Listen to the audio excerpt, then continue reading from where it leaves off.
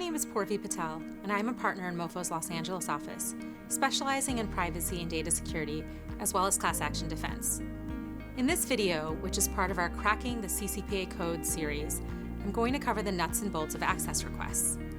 The right of access is one of the core rights provided to California residents under the California Consumer Privacy Act.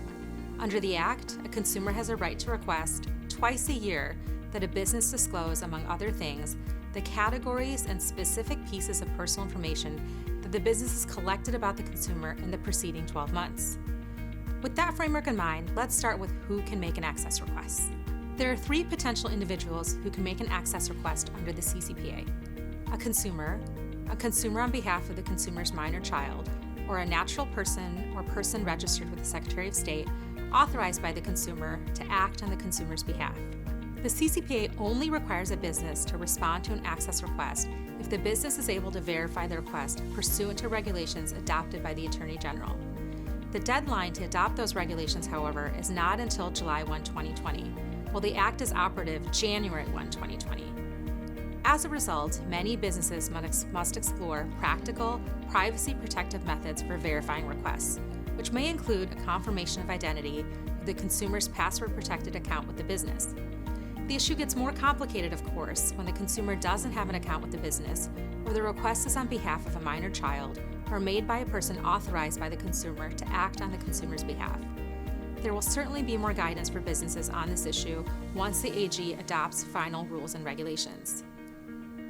In terms of the access request itself, businesses must provide two different methods for consumers to make requests, one of which must be a toll-free number.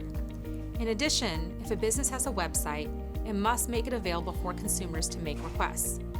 There is, however, an exception for businesses that operate exclusively online that have a direct relationship with consumers from whom they collect personal information. Those businesses only need to provide an email address for consumers to submit a request.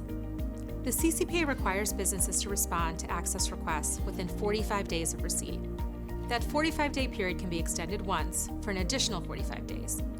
Note, however, a business's need to verify a consumer's identity does not extend the initial 45-day response period. And if a business is unable to complete verification within that period, it must inform the consumer. It's important to remember that the CCPA prohibits the business from using any of the information it collects through the verification process for other reasons. So, for example, if you collect someone's mailing address through the verification process, you can't then add that address to their profile or start sending them mail at that address. Businesses must respond to an access request through the consumer's account with the business, though a business cannot require a consumer to create an account. If the consumer doesn't have an account, the consumer has the choice to receive the response by mail or electronically. The information must be provided in a readily usable format that allows the consumer to transmit the information from one entity to another. There are quite a few moving pieces with respect to access requests and responses, many of which will be clarified through the AG's final regulations. And at that point, many may change as well. Please be sure to watch the rest of our series on the CCPA to learn more about this new and evolving law.